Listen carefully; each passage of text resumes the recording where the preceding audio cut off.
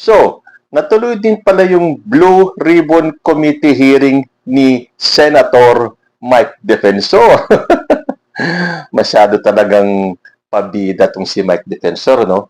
Kaninang umaga, makikita po sa balita na hindi nila pinapasok si Amy Marcos at nagngangawa doon sa gate ng kung saan idadaos yung kanilang Blue Ribbon Committee hearing. Dumating din si Pia Cayetano. Pero porke hindi sila pinapasok, siguro nag-uwian na lang sila. Pero nung natuloy, at ang tingin ko doon din ba natuloy? Kasi nung una, naglabas pa ng statement yung, ano bang pangalan ng events place na yon, na hindi na daw matutuloy yung hearing doon. Pero parang kalaunan, doon ba yon? Please correct me if I'm wrong.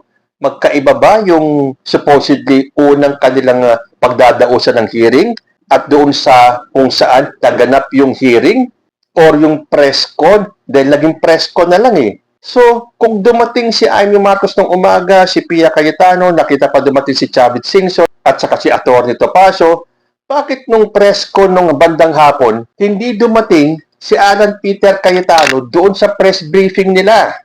Dahil sabi nga dito hindi dumalo si Senator Alan Peter Cayetano sa press conference na pinangunahan ni dating Congressman Mike Defensor ngayong araw, June 16. Ang pagtitipon na ginanap sa Double Gem EDSA Garden Events Place sa Mandaluyong City ay inihayag sana bilang Blue Ribbon Committee hearing ng kampo ni Cayetano. Ngunit nauwi lamang sa isang media briefing dahil walang senador na dumalo. Ayon kay Defensor, nagkaroon umano ng mga banta at panggigipit kay Cayetano kaya hindi ito nakapunta. So as usual, porque hindi siya dumalo doon, nag-FB live na naman tong si Cayetano. Pero kung nakarating sila Amy Marcos nung umaga, bakit nung bandang hapon hindi na sila sumipot? Kahit na isang senador walang dumating sa press briefing nitong 18 Marines na to. Ano nangyari, Amy Marcos, Pia Cayetano? Bakit wala kayo sa press briefing ninyo? At yung sinasabi ni Mike Defensor na kaya daw hindi dumalo si Alan Peter Cayetano ay dahil may banta. Natural, illegal yung gagawin ninyo. At kapag nagpunta doon itong si Alan Peter Cayetano, pwede po siyang kasuhan dahil hindi authorized yung gagawin ninyong Blue Ribbon Committee hearing. So, imbis na Blue Ribbon Committee hearing, naging press conference na lang. Kung saan matatawa ka talaga sa mga inihayag na mga Marines na to or na mga ex-Marines na to. Nadagdagan yung mga taong na-involved. Pero kung papansin ninyo, puro mga kalaban lang nila ang idinawit nila. Andyan si Erwin Tulfo, si Kiko Pangilinan, si Tito Soto, si Arnold Clavio, Simon Tulfo, at siyempre, dawit din ang pangalan ni President Bongbong Marcos. Pero ang tanong, bakit walang kaalyado nila ang kasama doon sa mga ibinunyag nila? Dati kasama si Loren Legarda, ngayon, no mention of Loren Legarda. Pero bakit hindi nagpunta si Loren Legarda kanina para sumuporta sa kanyang mga tinatawag na bayani? At naisip ko, si Erwin Tulfo dinawit nila nung una. Kasi siya ang may hawak ng Blue Ribbon Committee ng Gatchalian Block na kinwestiyon ng kampo ni Marcoleta. Dapat daw mag-inhibit si Erwin Tulfo dahil kasangkot daw siya isa sa mga pinararatangan. So ang ginawa ni Erwin Tulfo, nag-inhibit siya at binigay ang subcommittee kay Kiko Pangilinan. So anong ginawa nila? Si Kiko Pangilinan, dinamay na rin nila. Di ba halatang halata naman? Si Arnold Clavio, kaya nila dinamay dahil alam nila open si Arnold Clavio sa pagbirada dito sa mga Duterte. Simon Tulfo, alam natin, against kay Sara Duterte yan. So, andun lahat kasama sa listahan yung mga nasa Blue Ribbon Committee ng Gatchalian Block. Yung mga congressmen naman na kasama doon sa impeachment ni Sara Duterte, kasama rin. Wala ang mga pangalan ng nasa Cayetano Block sa mga pinararatangan.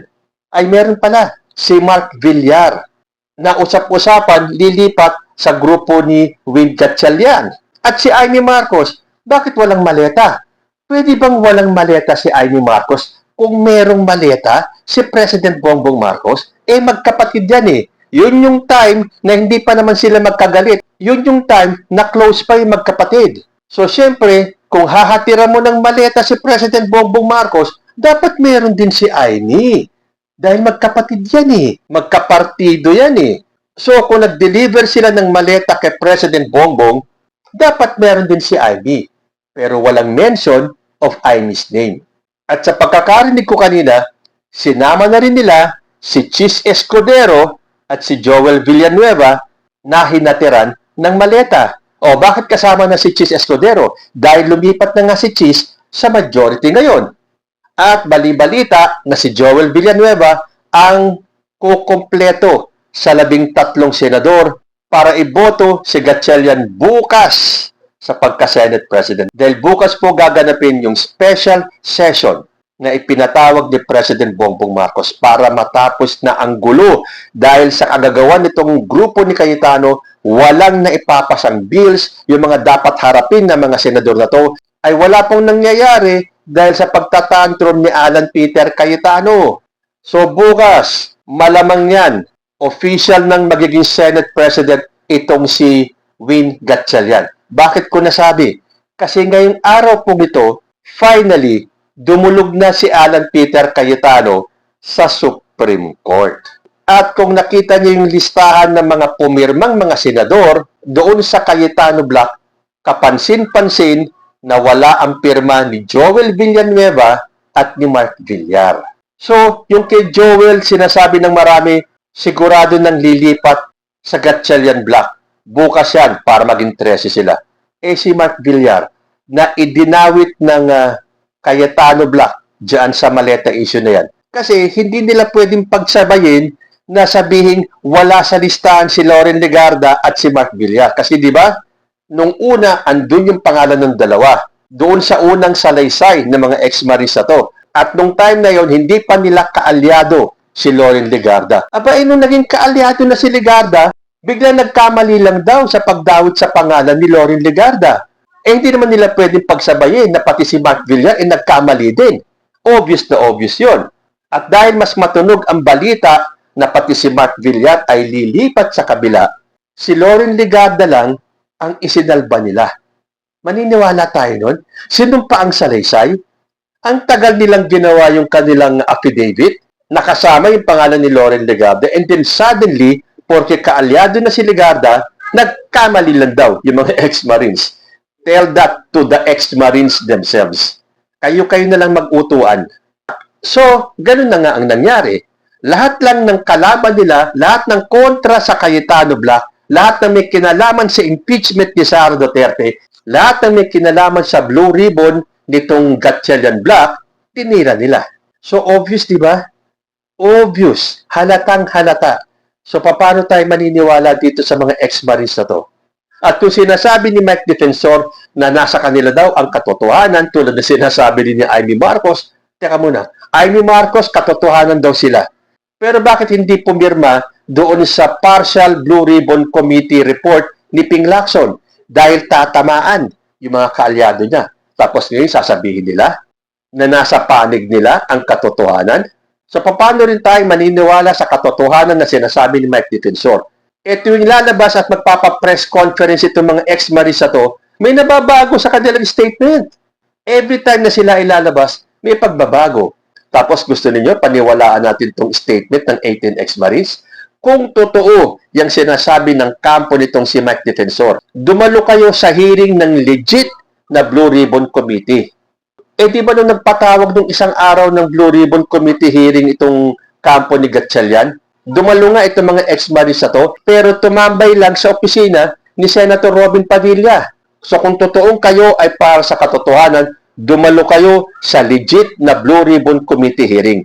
Magpa-cross-examine kayo. Panumpaan ninyo yung magiging mga salaysay ninyo. Hindi Lumalabas lang kayo doon sa mga alam nyong safe kayo na kung magkamali man kayo nasasabihin, nandiyan si Marcoleta para mag-fill in the blanks. Dahil kapag kayo ang magsasalita, iba-iba. Kinokorek kayo ni Marcoleta. So, para paniwalaan kayo ng taong bayan, yung susunod na pagtawag ng Blue Ribbon Committee hearing ng legit na Blue Ribbon Committee, dumalo kayo. Para magkaalaman kung totoo yung sinasabi nyo. At pwede ba kayo ang magsalita? at hindi lagi itong attorney ninyo na si Baligod ang sumasagot para sa inyo. So ngayon, iyang majority block dati ni Senator Alan Peter Cayetano, ilan ba sila dati? 13. Then nauto nila si Bato de la Rosa para sumipot after 6 months of hiding at maiupo si Alan Peter Cayetano bilang Senate President, wala na siya. Si Jinggoy, wala na rin. Although kasama yung pirma ni Jinggoy Estrada doon sa petition nila sa Supreme Court. Pero ang balita ko ngayong araw na to ay sinuspindi na si Jinggoy Estrada bilang senador. So kung 13 minus 2, 11 na lang sila. Nag-jump ship itong si Chis Escudero. Tapos, lilipat pa si Joel Villanueva. Kung totoo man at kaya naman nagiging kapani-paniwalang lilipat si Joel dahil hindi pumirma sa petition. Si Mark Villar pa. So, ilan na lang? Balita ko, 8 or 9 lang ang pumirma dyan sa petition na yon. Nasaan yung sinasabi ni Cayetano na solid silang 13? Wala daw onsehan na mangyayari. At paano naman yung sinabi ni Camille Villar na yung daw lilipat sa kabilang kampo ay mas masahol pa kay Judas. So kung sakaling lilipat si Mark Villar sa kabila, may kapatid ka palang Judas, Camille. Mga Judas na masahol pa kay Judas. Kawawa naman kayo. So gumising-gising yung mga natitira dyan na merong konti pang tino sa sarili. Pabayaan nyo na dyan si Marcoleta, si Amy Marcos, si Loren Legarda, si Alan Peter Cayetano. Sila-sila na lang dyan. Kung meron pa kayong tinong natitira, gayahin nyo si Judas. Mag-Judas man kayo, at least nagising kayo sa katotohanan na puro gulo lang ang dinala ni Alan Peter Cayetano sa Senado. Magkakaalaman po tayo bukas. At kapag opisyal nang itinalaga itong si Win Gatchalian bilang Senate President, nako, kawawa tong grupo ni Mike Defensor. Siguradong katakot-takot na demanda ang aabutin ninyo. Marami na nga ang nagdemanda Madadagdagan palalo yan. Mabuti yun sa korte na pagkaalaman. Kung totoo itong sinasabi ng mga 18 ex-Marisa to, well and good. Harapin ninyo ang galit ng mga pinaratangan ninyo.